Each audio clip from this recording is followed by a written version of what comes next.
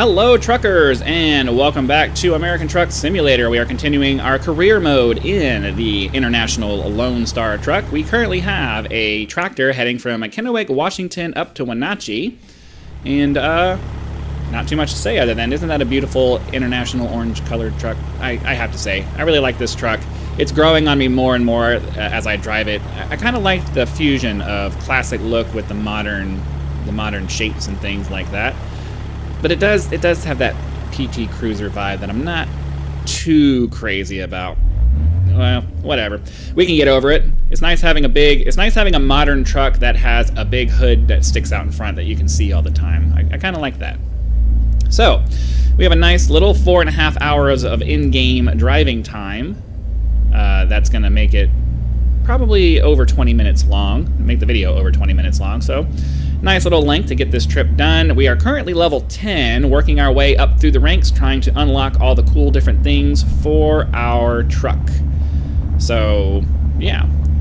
Not sure if we're going to stay in this truck for the rest of our time in the career mode. I'm sure we'll eventually get bored and want to move on to something else. But for now, it's a pretty cool truck. We'll get it as upgraded as we can, and then what we'll probably end up doing is hiring a driver to drive this truck and then start building up another one once we get tired of driving this thing. Because I know I eventually will. And I'm sure you guys are going to be like, hey, can we get a new truck? We're tired of staring at this. We're tired of staring at this cab. So anyways, I had my, I mean, I guess at the time, I have to keep in mind that you guys are watching these a day after I record them. Oh, turn my head tracking off and get my steering aids and stuff turned. There we go. You guys are watching these a day after Ooh, I didn't mean to encroach out into the lane, but whatever. Sorry, guy. Thank you for not running into me. I was not paying attention. As of the time of this recording, I had my live stream celebration for my 1,000th video, so that was exciting. I think 1,000 videos on any channel is pretty spectacular, regardless of the kind of content that you're doing, but I think that because all of my videos, for the most part, have been, you know, between 20 and 30 minutes long, that's a lot of time spent doing these recordings.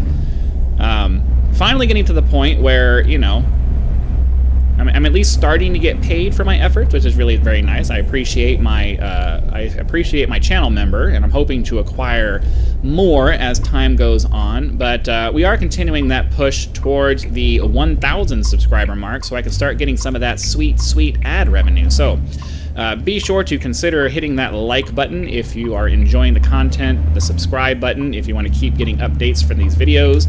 And, you know, I would say click that bell notification button, but my understanding is that doesn't always work for everybody. It's unfortunate.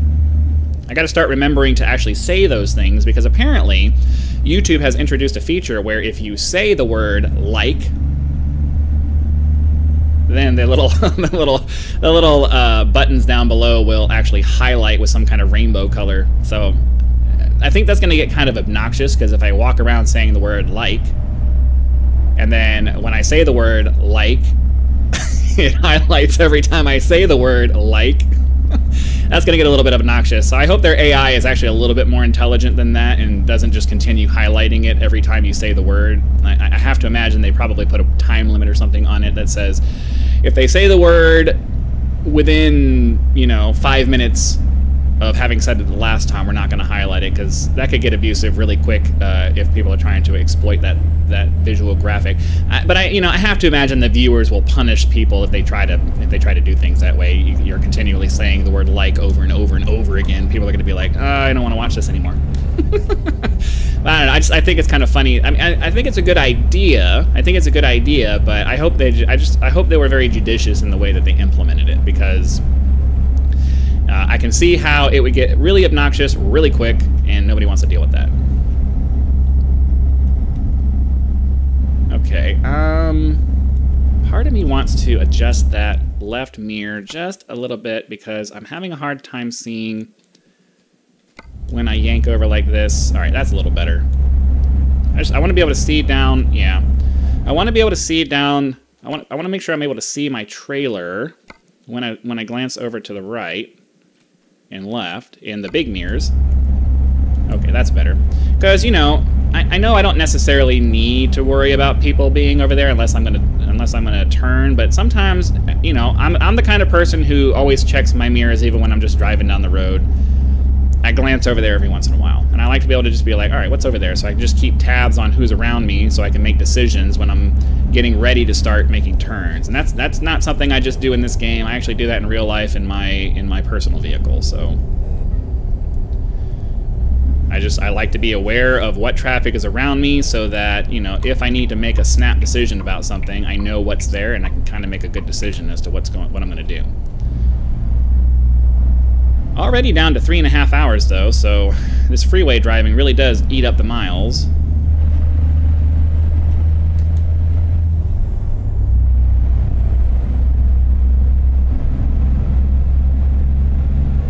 I'm really glad, as I said when we were first starting this series, I'm really glad to be out of California. I mean, I know it's only 5 miles an hour, but it's better than 55. Driving 55 everywhere you go. I mean, sometimes it does, even in Oregon, sometimes it does jump up to 65 miles an hour, depending on where you are. But 5 or 10 miles an hour does make a massive difference in the number of miles you can cover in an hour. I mean, I know it's only technically 10 more miles every hour, but if you have 3 or 4 hours of driving to do, you know, 10 miles an hour is potentially 45 minutes to an hour off your trip, depending on how far you're going. It makes a big difference over the course of time. Yeah, if you're just driving around town, 5 to 10 miles an hour doesn't really make much of a difference, but long-distance trips, you know, being able to drive faster does make a very real, significant difference. Having to get used to driving again because I've mentioned before I tend to waffle back and forth between decisions, and I'm back on the flight yoke again. Mostly because I feel guilty not using it. I have this awesome equipment sitting here, and it's reasonably useful for driving like this, in addition to the flight sim videos that I've been doing. So it's like, stop being lazy, break out your equipment. And that's really the biggest reason. Well, I don't know. There's a couple of different reasons why I shy away from using the flight yoke too much, and one of the big reasons is just because being forced to sit in a single position for extended periods of time is very uncomfortable, especially for the main part of your body that's taking all the weight. I feel like I should slow down here, but it doesn't seem like I'm having a hard time controlling this, so we'll be okay. I guess we'll be okay. Mostly just need to make sure that these people don't stop in front of me. But then the other side of it is just, you know, it requires a little bit of setup and teardown every time you use it, and some days I just really don't feel like dealing with it. And that's like the super lazy part of me. It only takes like a minute to set all of this up. It's not like it's an extensive setup process. It's just, you know, it's the ultra lazy part of me that's just like, I don't want to mess with it. And break out the controller and just do it that way. But no, I really need to be consistent and use, oh, Yakima. I really need to be consistent and always use it because it'll allow me to, A, stay consistent with the quality of my driving rather than continually switching back and forth between different control setups, and then B, you know, it was a relatively expensive set of equipment that my wife bought me for my birthday, and you know, it's kind of a jerk move for me to not use it.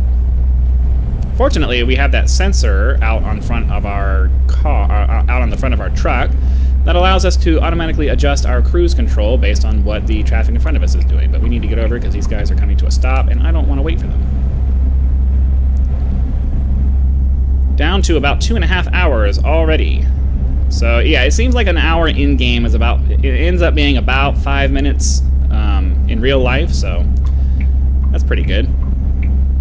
It makes it relatively easy to judge just about how long these videos are going to be, so hopefully we'll be dropping off our load just as we hit the 20-ish minute mark. That would be nice. Be on the lower side of these I like to be as close to 20 minutes as I can. I don't want to be any less than 20 minutes if I can avoid it, but I also don't really want to be up at 30 minutes. I feel like that's towards the longer side of what's acceptable these days. I know that when I look at a video and I see a 3 as the first digit and it's a 4-digit number, I'm like, do I really want to invest a half an hour of my day into this video? Even from content creators that I like, I'm like, do I really want to sit here for 30 minutes? But if I see a 2 there, I'm like, yeah, that's doable. I got 30 minutes. Even if I don't have anything to do I have 30 minutes worth of attention span available to me right now? Or am I just looking for shorter videos where I can kind of, where I know I'm not going to get bored, and if I get bored, it's over before I get bored? Kind of a hard judgment call to make, but as far as like creating content, I really don't. Oh, what are we doing here? I really don't want to make anything less than 20 minutes because I'm making content for those people who have some time on their hands and they want to sit, because you're not gonna. The kind of people who watch more action-based content aren't going to sit there for 30 minutes and watch a simulator. They're just not. Ooh, what are we doing? What are we doing here? Give ourselves a little bit of room, because this guy decided he was just going to slam on his brakes. I don't know why you would do that. It's kind of a jerk move. He drives like I do. Okay, I guess we're gonna get over here. Sorry, guy, but I'm not sitting and waiting for these people. We have better things to do with our time. Oh. Got all kinds of accidents happening here. Now we definitely need to get around. What is this traffic? Oh, it's just a bunch of accidents happening because the AI doesn't know how to drive.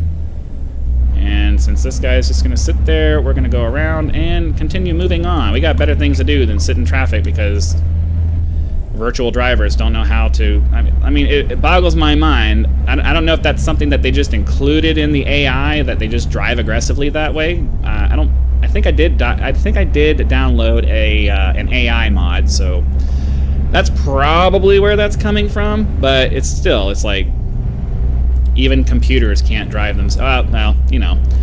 I guess we should probably talk about that, huh? Self-driving cars, right? We've seen in the news how self-driving cars are really struggling with doing anything outside of just freeway driving. I don't know how anyone didn't see that coming. You know, we've already seen that image recognition and things like outside of like 2D images. Just recognizing things in 3D space around them, computers really struggle with that. So I don't understand why anybody would have thought that plopping these guys in the middle of a city before there was way more extensive testing done was a good idea. Especially the cities who approved allowing these guys to do that. More than once, people have been literally run over by these cars. And somehow they didn't bother to implement a system that stops the car if it detects any kind of weird stuff. Like literally, somebody got run over and they were drugged down the road quite a ways before the car finally came to a stop. I mean, that's kind of a problem, guys. That's kind of a problem. Really need to figure that one out. And I think it was up in San Francisco. I want to say it was San Francisco. But I don't remember. They did end up pulling permission for that for all automated vehicles once that happened, so a little bit late on the uptake there, but at least they did finally make the decision that, hey, yeah, we really want this cool technology and all that, but we don't want people getting hurt or dying because of it, so how about we pull back a little bit, you guys go back and regroup, and then come up with a plan to fix all of your issues and prove to us that you have addressed the problem before we allow you to bring these very dangerous, heavy objects back onto the road again. Yeah, kind of important to make sure that happens. We whine about all these other things that, you know, are very dangerous in our lives, but we're all about letting, you know, autonomous vehicles drive around on the road. Yeah, that's a problem. That's a problem. I can already see the delivery flag over there. We're down, but we still have an hour left. I mean, we must be going the long way around. There must be no highway that leads to wherever it is that we're going. Because it says we still have 57 minutes of in-game time before we're going to reach our destination. But I already saw the little flashing circle over there that indicates the reaching our destination. I feel like 60 miles an hour is a little bit fast for this road. I don't want to slow down because, you know, we're already most of the way there. But yeah, 60 miles an hour feels a little bit fast. As a matter of fact, I'm going to pull the speed back down to 50 as we approach these curves, because I don't feel comfortable with the speed that we're taking these turns. Yeah, even at 50, I feel like I'm uncomfortably making these turns. I'm gonna pull it back to 45 a little bit. That feels a little bit better.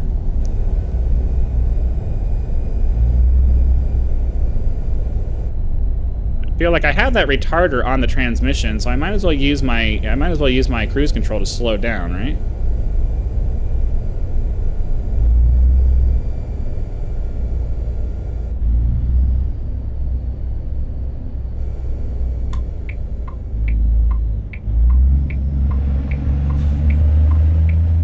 Boom. Well, I knew that was coming, but I just didn't care. I know I should care, but at that, I don't know. For some reason, I just didn't care. All right, let's get off the freeway here. Getting pretty close to getting our load delivered at this point. But the speed limit on this highway is only 50, so that's different. I was expecting it to be like every other highway, where it's like 60 miles an hour.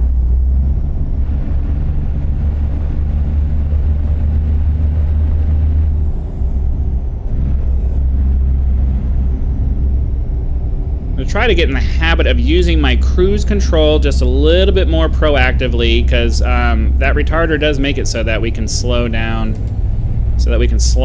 using the transmission rather than having to use the engine brake or the actual brakes. I know there's no actual brake wear in this game, but you know, for simulation purposes, why not? It looks like we might actually have a left turn coming up here, so let me get over so that we're not having to fight to do it in a minute. I'm trying to trust the sensors in the truck and let it drive. Like, I didn't even brake there. I let the truck do it for me. Hopefully that's not gonna bite me in the butt. I hear a train. Okay, we're here in Wenatchee. I used my brake a little bit too aggressively there.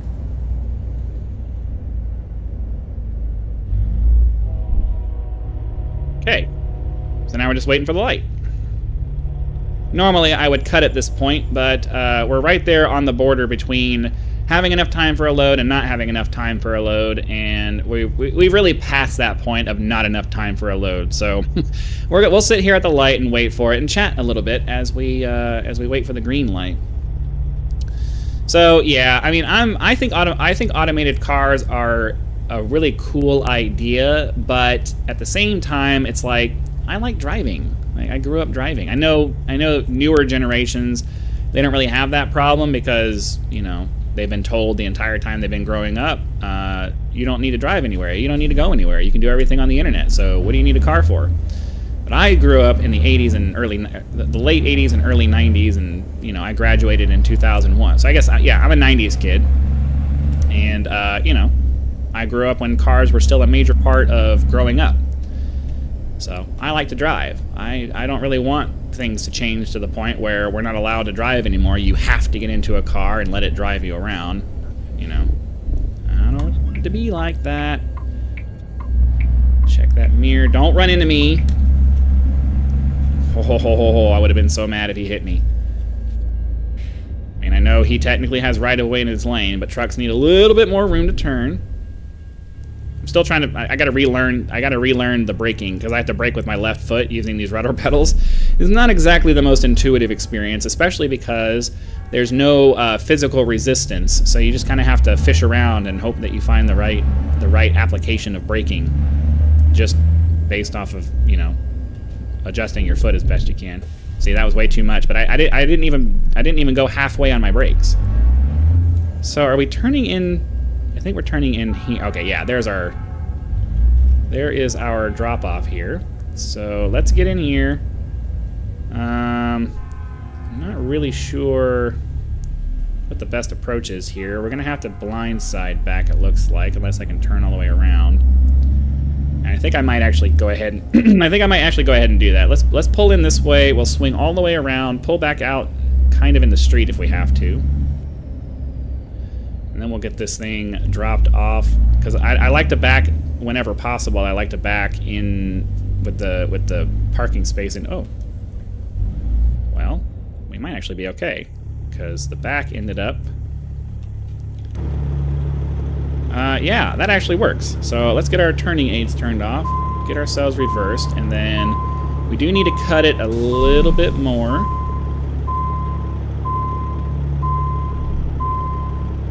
Straighten out. Nope. Alright.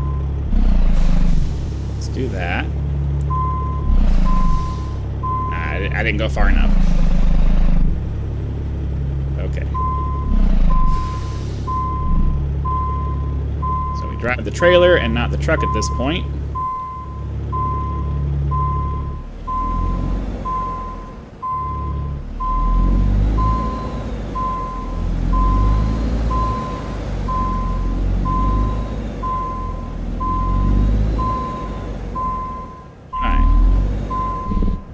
Very nice. All right, well, hopefully you guys had lots of fun. Be sure to click that like button so the YouTube algorithm knows that you did and sends the video out to more viewers. We want to get as many people along for the rides as we can because the more the merrier.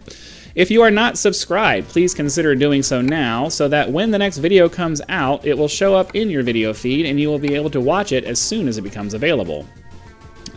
Those of you who have an interest in becoming channel members will get early access to all of my videos. So, click that join button just below your...